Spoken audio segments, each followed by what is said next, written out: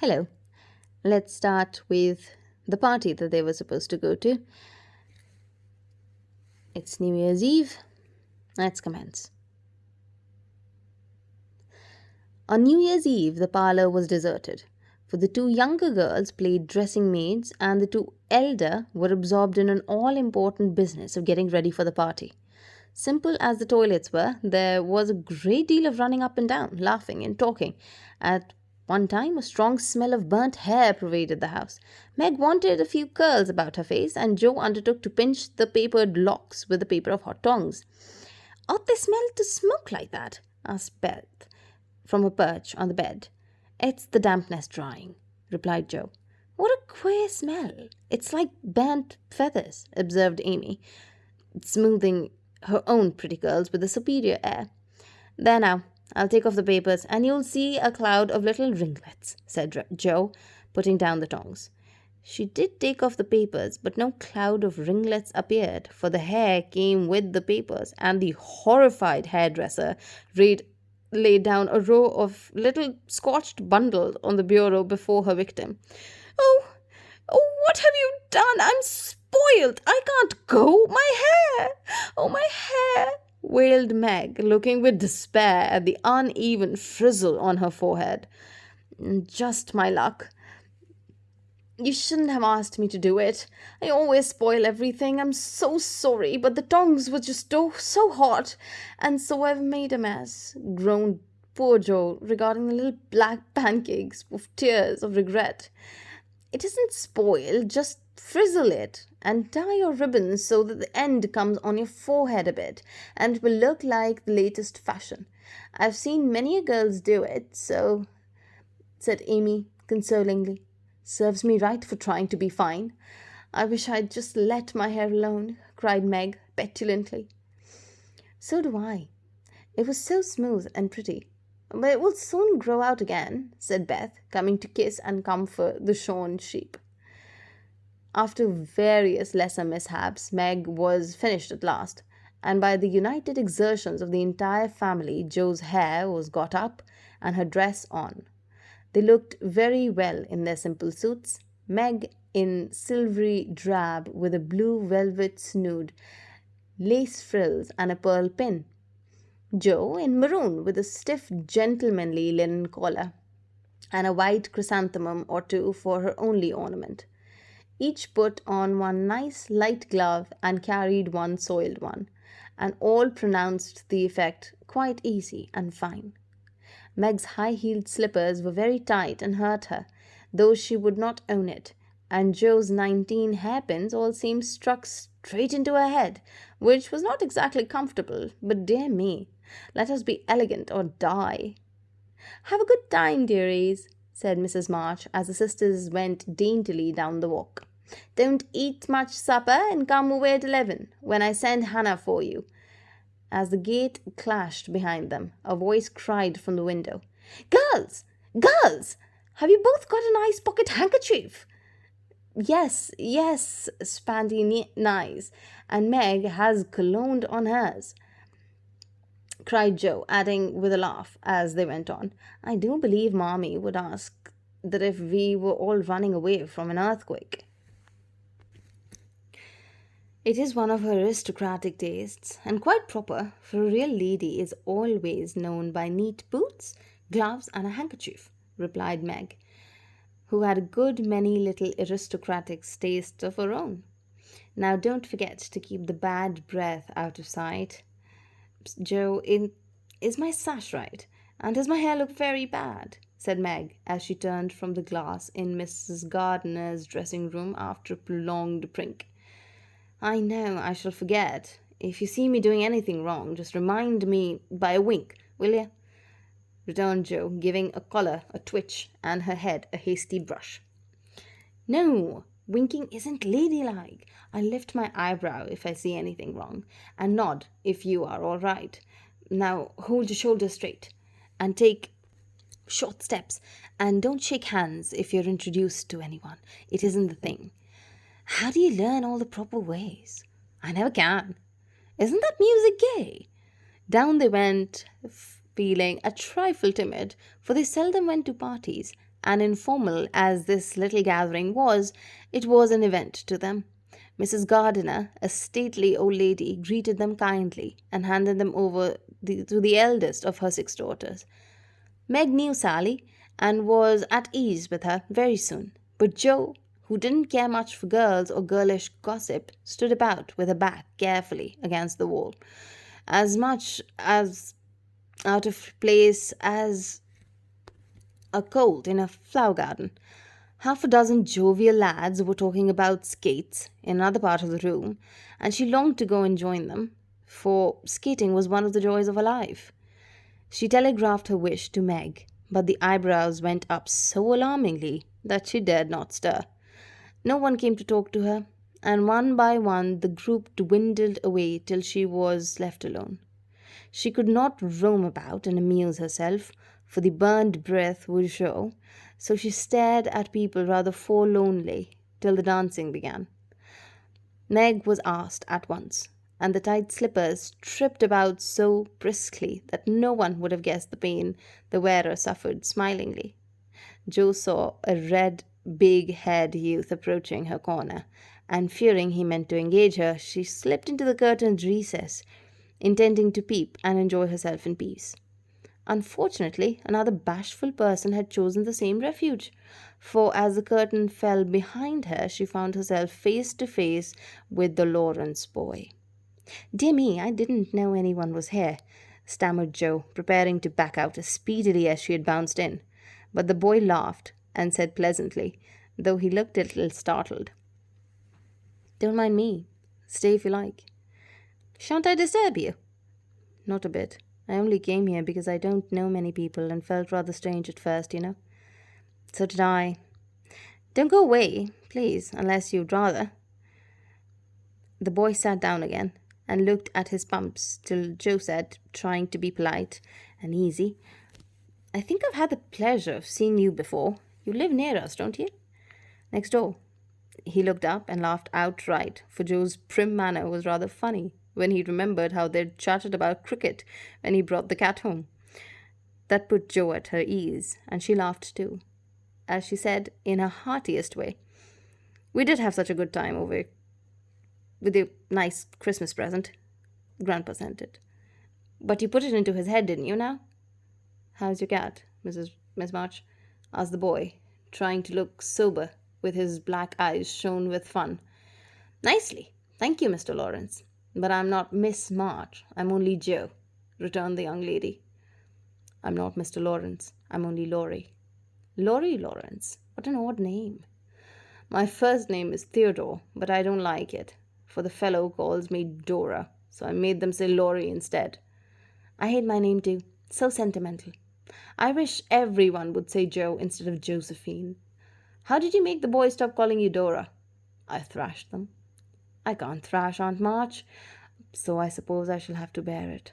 And Jo resigned herself with a sigh. "Don't you like to dance, Miss Jo?" asked Laurie, looking as if he thought her name suited her. "I like it well enough if there's plenty of room and everyone's lively. In a place like this, I'm sure to upset something, tread on people's toes, or do something dreadful, so I keep out of mischief and let Meg sail about. Don't you dance?" "Sometimes. You see, I've been abroad a good many years and haven't been into company enough yet to know how to do things here." "Abroad?" cried Jo. "Oh, tell me about it. I love dearly to hear people describe their travels." Laurie didn't really know where to begin, but Joe's eager questions soon set him going, and he told her how he had been at school in Vevey, where the boys never wore hats and had fleet of boats on the lake, and for holiday fun went on walking trips about Switzerland with their teachers. I don't wish I'd I don't I wish I'd been there. Did you go to Paris?" "We spent last winter there." "Can you talk French?" "We were not allowed to speak anything else at Vevey." "Oh, do say some. I can read it, but can't pronounce." "Que nomme cette jeune demoiselle Anglaise Pamphlet jolie?" "How nicely you do it. Let me see. You said, 'Who is the young lady in the pretty slippers,' didn't you?" "Oui, mademoiselle." "It's my sister Margaret." "And you knew it was. Do you think she's pretty?" Yes, she makes me think of the German girls. She looks so fresh and quiet and dances like a lady. Joe quite glowed with pleasure at his boyish praise of his sister and stored it up to repeat to Meg. Both peeped and criticized and chatted till they felt like old acquaintances. Laurie's bashfulness soon wore off, for Joe's gentlemanly demeanor amused and set him at ease. And Jo was her merry self again because her dress was forgotten and nobody lifted their eyebrows at her. She liked the Lawrence boy better than ever and took several good looks at him. For that she might describe him to the girls, for they had no brothers, very few male cousins, and boys were almost unknown creatures to them. Curly black hair, brown skin, big black eyes, handsome nose, fine teeth, small hands and feet, taller than I am, very polite for a boy, and altogether jolly. Wonder how old he is. It was a top of Joe's tongue to ask, but she checked herself in time, and with the usual tact, tried to find out in a roundabout way. I suppose you're going to college soon? I see you're pegging away at your books now. I mean, studying hard? And Joe blushed at the dreadful pegging which had escaped her. Laurie smiled, but didn't seem shocked, and answered with a shrug. Not a year or two. I won't go before 17 anyway. Aren't you but 15? Asked Joe, looking at the tall lad, whom she had imagined 17 already. 16 next month. How I wish I was going to college. You don't look as if you'd like it. I hate it. Nothing but grinding or skylarking. And I don't like the way fellows do either in this country. What do you like? To live in Italy and to enjoy myself in my own way. Joe wanted very much to ask what his own way was, but his black brows looked rather threatening as he knit them. So she changed the subject by saying, as her foot kept time, that's a splendid polka. Why don't you go and try it? If you will come too, he answered with a gallant little bow. I can't, for I told Meg I wouldn't, because. There, Joe stopped and looked undecidedly whether to tell or to laugh. Because what? You won't tell? Never. I have a bad trick of standing before the fire, and so I burnt my frocks and I scorched this one, and though it's nicely mended, it shows, and Meg told me to keep still, and no one would see it. You may laugh if you want to. It's funny, I know. But Laurie didn't laugh. He only looked down a minute, and the expression of his face puzzled Joe when he said very gently, Never mind that. I'll tell you how we can manage. There's a long hall out there, and we can dance grandly, and no one will see us. Please come. Joe thanked him and gladly went, wishing she had two neat gloves when she saw the nice pearl-colored ones her partner wore. The hall was empty, and they had a grand polka, for Laurie danced well and taught her the German step, which delighted Joe, being full of swing in spring. When the music stopped, they sat down on the stairs to catch their breath, and Laurie was in the midst of an account of students' festival at Hindenburg when Meg appeared in search for her sister.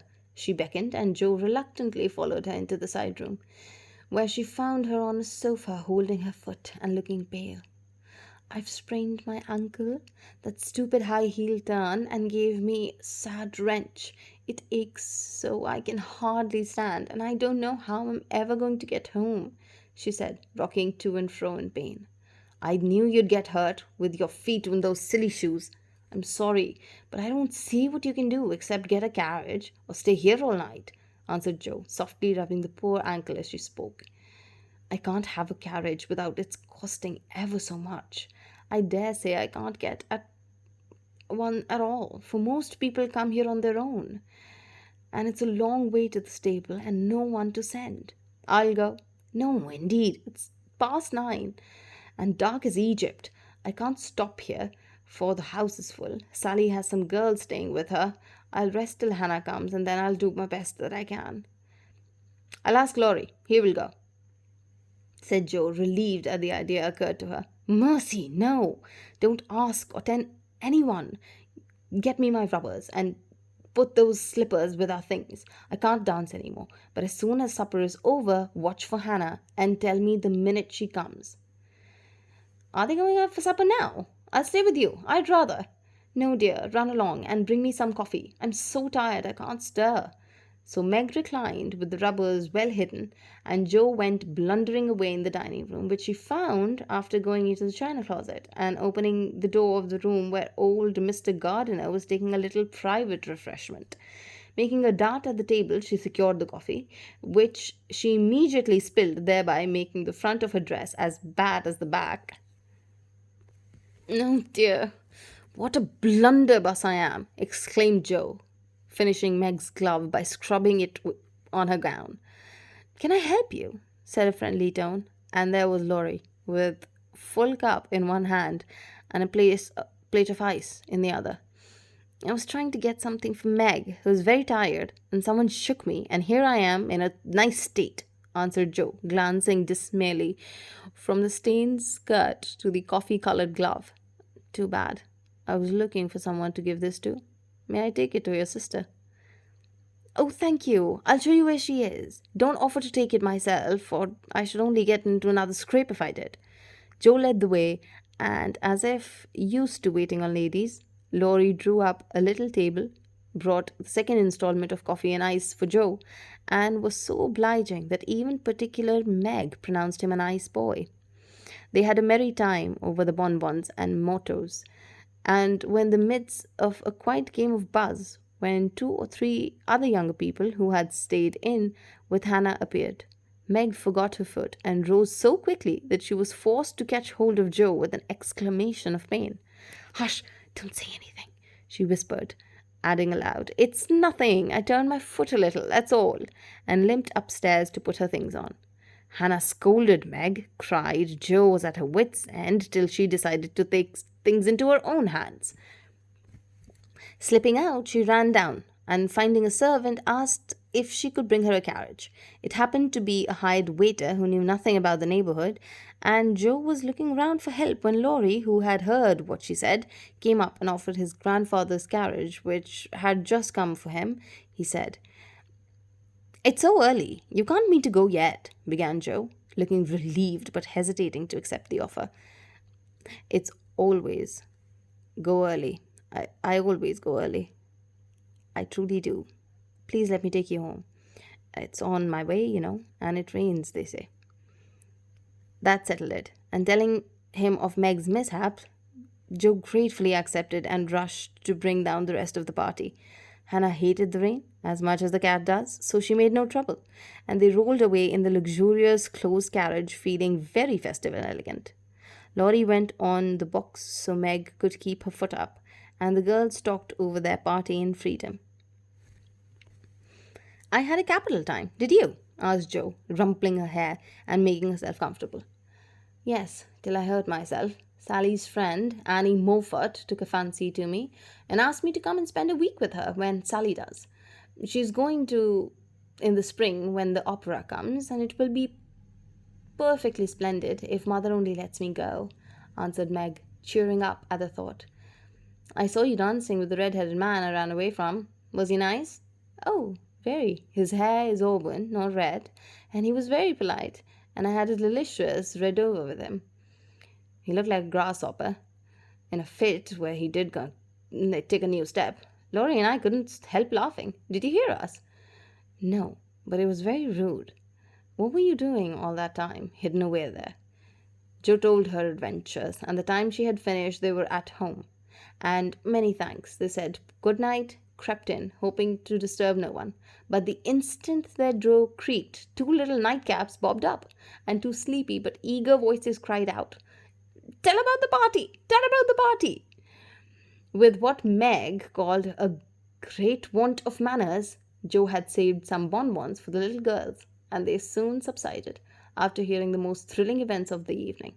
I declare, it really seems like being a fine young lady to come home from the party in a carriage and sit in my dressing gown with a maid to wait on me, said Meg, as Jo bound up her foot with arnica and brushed her hair.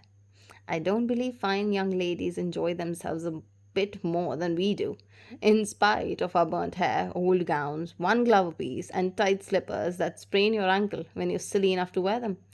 And I think Jo was quite right. That is the end of chapter 3, and we will be starting chapter 4 in the next video. If you like it, well, you may give me a thumbs up, like, and subscribe. Thank you for joining me. Goodbye.